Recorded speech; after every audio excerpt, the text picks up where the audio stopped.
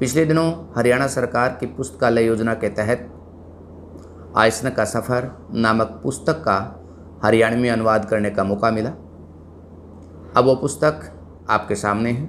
इस पुस्तक को नेशनल बुक ट्रस्ट इंडिया ने छापा। इस किताब के मूल लेखक इद्रिस सिद्दकी हैं, जो कनाडा में रहते हैं और एक साथ अंग्रेजी, उर्दू और हिंदी में लिखते हैं। उनकी लिखी हुई कई सारी कहानियाँ चकमक पत्रिका में छपी हैं और इसके साथ साथ अन्य बाल पत्रिकाओं में भी उनकी लिखी हुई कहानियाँ और लघु कथाएँ छपती रहती हैं। उनका लिखा हुआ एक नाटक दूरदर्शन पर दिखाया गया। नन्हे दानिशमंद को काफ़ी दर्शकों ने पसंद किया। साथियों, इस पुस्तक की कहानी आइसन तारा से संबंधित है और आइसन तारा 2013 में सूर्य के नज़दीक से गुजरा और आकाश में मिट गया। यह एक अद्भुत नज़ारा था जिसे खगोल शास्त्रियों और वैज्ञानिकों का ध्यान अपनी ओर आकर्षित किया और 2013 में आइसन तारा से संबंधित कई सारी सुर्खियाँ अखबारों में छाई रही। लेकिन कोई भी प्राकृतिक घटना क्यों ना हो, उसके कुछ सांस्कृतिक संकेत भी होते हैं, उसके कुछ सांस्कृतिक अर्थ भी होते हैं। तो कहानी उसके सांस्कृतिक अर्थों को खोलती है कि आइसन तारा एक छोटा सा तारा है, लेकिन उसका संघर्ष बहुत बड़ा है। वो सामने आने वाली चुनौतियों से घबराता नहीं है और लगभग इसी प्रकार का सफ़र मनुष्य का रहा है जब उसने आदिम अवस्था में प्रकृति की शक्तियों से संघर्ष करना शुरू किया और आज उसने प्रकृति की बहुत सारी शक्तियों के रहस्यों को जान लिया है और अपने जीवन को बहुत ज़्यादा सुविधामय बना लिया है।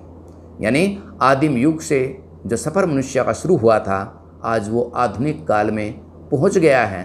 अब वो एक साथ समुद्र तल की बात हो या पृथ्वी की बात हो या आकाश की बात हो, वहाँ तक उसके हाथ और पाँव पहुँच गए हैं। इस ब्रह्मांड के बहुत सारे हिस्से को अब वो जानता है। अब उसके लिए खोजबीन और आविष्कार के ये विषय हैं। कोई भी घटना जब आकाश में घटती है, अब उसके लिए वो कोई दैवीय शक्ति नहीं है, बल्कि वो प्राकृतिक शक्तियों की तरह उसका विश्लेषण करता है, उसको जानना चाहता है। तो इस कहानी का संदेश ये है कि हमारे बच्चों में इस प्रकार की संघर्षशीलता हो कि वो सामने वाली चुनौतियों का समाधान निकालें, वो लगातार उससे संघर्ष करते रहें। तो ये बाल कहानी है और बाल कहानी दरअसल बाल मनोविज्ञान से जुड़ी हुई है।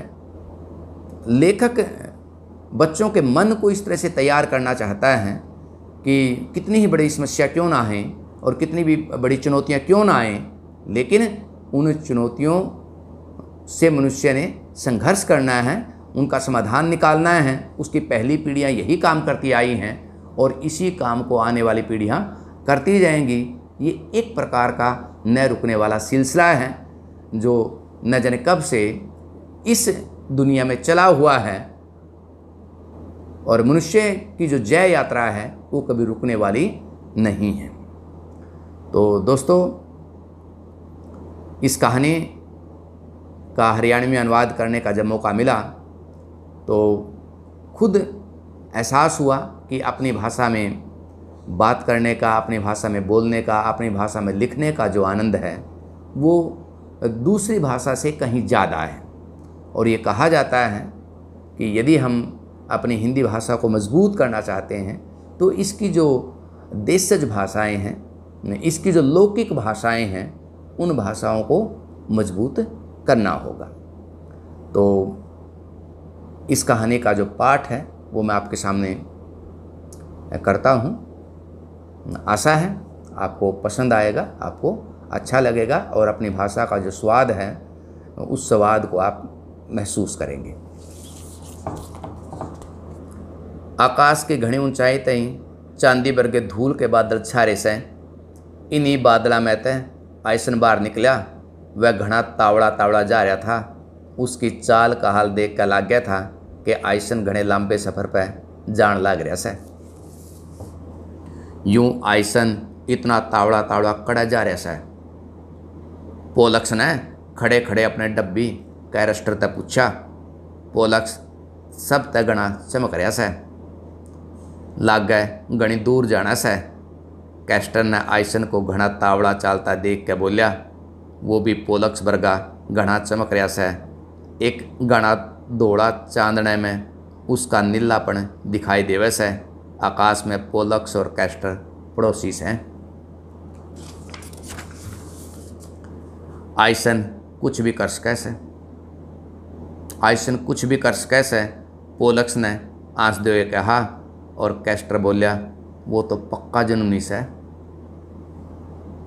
कैस्टर बोलिया, वो तो पक्का जुनूनी से। तब ताई आयसन घनी दूर जा लिया था। उसने इस बात की फिक्र कोन्या थी जो पोलक्स कह रहा था। आयसन इतना घाबरू कोन्या था, एक घना लंबा सफ़र पूरा कर सके बेचारा आयसन। कैस्टर ने घनी दुखता बोलिया, वो 6 किलोमीटर तो बड़ा सा है, बेरा ना इसका क्या होगा। फिर भी आयसन में बहुत ही मत है। दोस्तों, ये कहानी का सौंदर्य है।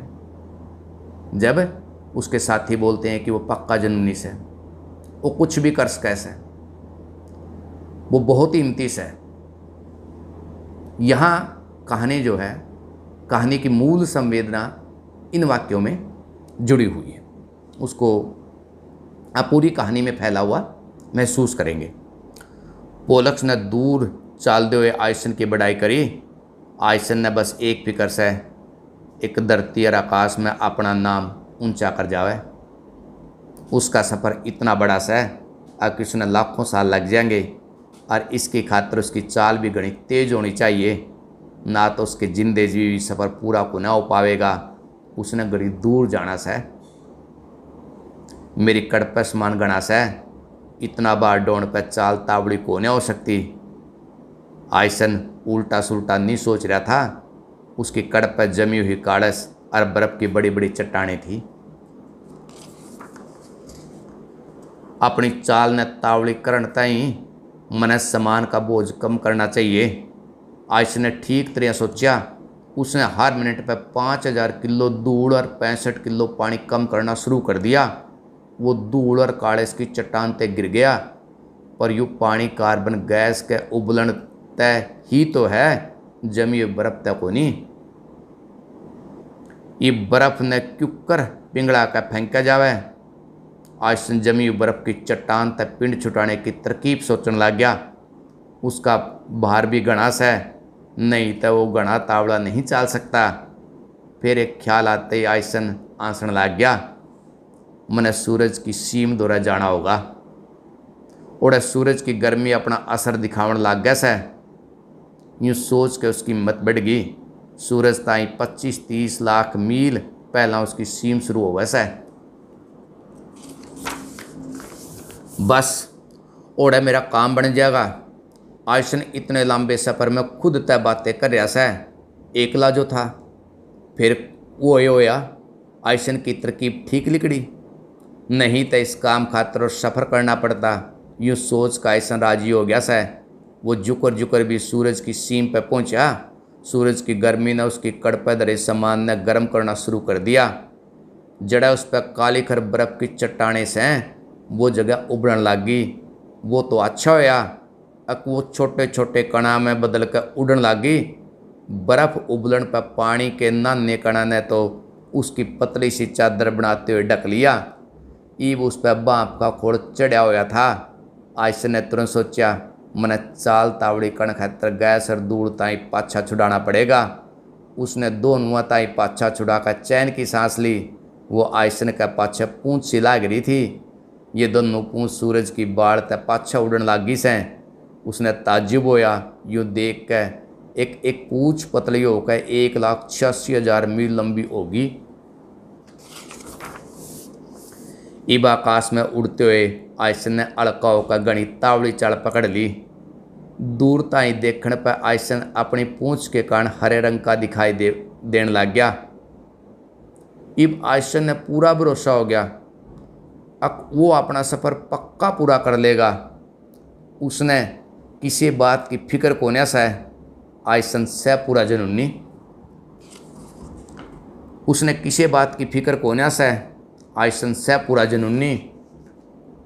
आयसन जुकर जुकर सूरज के दोहरे पहुंच रहा था। उसकी चाल भी उतने तेज होंदी जा रही थी। वो कदे सूरज का पाछा होया करदा, और आज वो सूरज के श्यामी ही नहीं बल्कि उसका दोहरा पहुँच रहा सा। वो बहादुर सूरज का गणी दोहरा पहुँचेगा, आड़ा गणी गर्मी तक आयसन के पसीने छूट रहे हैं। जबकि वो इब भी सूरज सुंडी तक 12 लाख किलोमीटर दूर से। इतनी गणी गर्मी तक तो लोहा भी पिघल जैसा है। फिर भी आयसन चलता रहा। उड़ा तो वो सूरज की आग में जलन लग गया, फिर भी वो सूरज तक पहुंच गया। उड़िए आयसन का टेम पूरा हो गया। आयसन पुंछल तारा बनकर अमर हो गया सा। आयसन पुंछल तारा बनकर अमर हो गया सा। धन्यवाद दोस्तों। आयसन तारा मनुष्य की संघर्ष और अपराज्य शक्ति का प्रतीक है कि मनुष्य ने जब अपना सफ़र शुरू किया तो न जाने कितने प्रकार की प्राकृतिक शक्तियों से मनुष्य डर जाता था और जाकर के गुफा में बैठ जाता था। लेकिन धीरे धीरे उसने विचार मंथन तरकीब लगा करके आसपास के जीवन को समझना शुरू किया, और धीरे धीरे जैसे वो प्राकृतिक शक्तियों के ज्ञान को जानता गया, उसी प्रकार वो अपने संसार को बदलता रहा। और धीरे धीरे आज उसने प्राकृतिक शक्तियों का ज्ञान इस कदर कर लिया है कि दुनिया के समस्त प्राकृतिक जीवों में यदि कोई सबसे ज़्यादा सुरक्षित है तो वो केवल मनुष्य है। यदि हम ये कहें कि मनुष्य और इसके आदिम रूप वानरों और अन्य प्राकृतिक जीवों का जीवन एक साथ शुरू हुआ था, वे समस्त जीवधारियों को एक जैसी प्राकृतिक परिस्थितियाँ मिली थी, उसने उन प्राकृतिक परिस्थितियों को समझा भी और बदला भी। लेकिन अन्य जीव इस प्रकार से नहीं कर पाए। आज वो अन्य जीवधारियों से इतना आगे चला आया है कि अन्य जीवधारियों का जीवन उसके रहमो करम पर आश्रित है। साथियों, ये बाल मनोविज्ञान से जुड़ी कहानी है और ये बाल मन को बहुत विस्तृत और व्यापक बनाती है। उसमें छिपी हुई असीमित संभावनाओं की ओर ये संकेत करती है। और यदि मनुष्य बचपन से ही चुनौतियों को स्वीकार करके लगातार उनके खिलाफ संघर्ष करता है तो निश्चित रूप से उसका जीवन आयसन तारे की तरह अमर हो जाता है, और वो उसकी अमरता आने वाली पीढ़ियों के काम आती है। और मनुष्य ने अपनी जय यात्रा में न जाने कितनी अमरता की कहानियों को लिखा है, और आज ये जय यात्रा इतनी खूबसूरती के साथ ब्रह्मांड के न जाने किस किस कोने में ये पहुंच चुकी है, और आने वाले समय में ये किस किस कोने में पहुंचेगी, आप इससे सहज ही अनुमान लगा सकते हैं। तो ये कहानी बहुत ही शानदार कहानी है, और इस प्रकार की कहानियाँ यदि बच्चों को बचपन में ही पढ़ने के लिए मिल जाएं तो वो उसकी कल्पना शक्ति को बहुत ही विस्तृत कर देती हैं, बहुत ही बड़ा कर देती हैं। और ज्ञान का सीधा संबंध कल्पना शक्ति से है। हम तथ्यों को याद कर सकते हैं, रट सकते हैं, लेकिन ज्यों ही हम तथ्यों के साथ कल्पनाशीलता को जोड़ लेते हैं, कल्पनाशील मन ही नए ज्ञान का सृजन कर सकता है। तथ्यों को याद करना एक अलग चीज़ है, और तथ्यों को कल्पना के साथ जोड़ करके नए ज्ञान का निर्माण करना एक बिल्कुल भिन्न प्रकार की चीज़ है। तो इस तरह की जो कहानियाँ हैं वो बच्चों के अंदर ज्ञान के सृजन की दृष्टि से बहुत ही महत्वपूर्ण है। इस प्रकार की कहानियों को हमें अपने बच्चों को पढ़ने के लिए प्रेरित करना चाहिए। यदि हम बचपन में ही अपनी भाषा के साथ जोड़ करके बच्चों को शिक्षा दें, ज्ञान के रास्ते उनके सामने खोलें, तो निश्चित रूप से जो परिणाम आएंगे वो बहुत भिन्न होंगे जो परिणाम आज हम अपने देश में देख रहे हैं। यानी ज्ञान की दृष्टि से हमारा देश जो है बहुत ही सिड्डी है, और यदि आप इसे विश्व गुरु बनाना चाहते हैं, ये तभी संभव है जब आप अपनी भाषा में बात करते हो, अपनी भाषा में ज्ञान को ग्रहण करने की प्रक्रिया शुरू करते हो, और उसी में आप इसको रचते हो। तो ज्ञान को ग्रहण करना और उसको रचना, इसके लिए मनुष्य के पास अपनी भाषा का होना ज़रूरी है। वो केवल अपनी मातृभाषा में ही ऐसा संभव कर पाता है या अपनी राष्ट्रभाषा में ऐसा वो कर सकता है।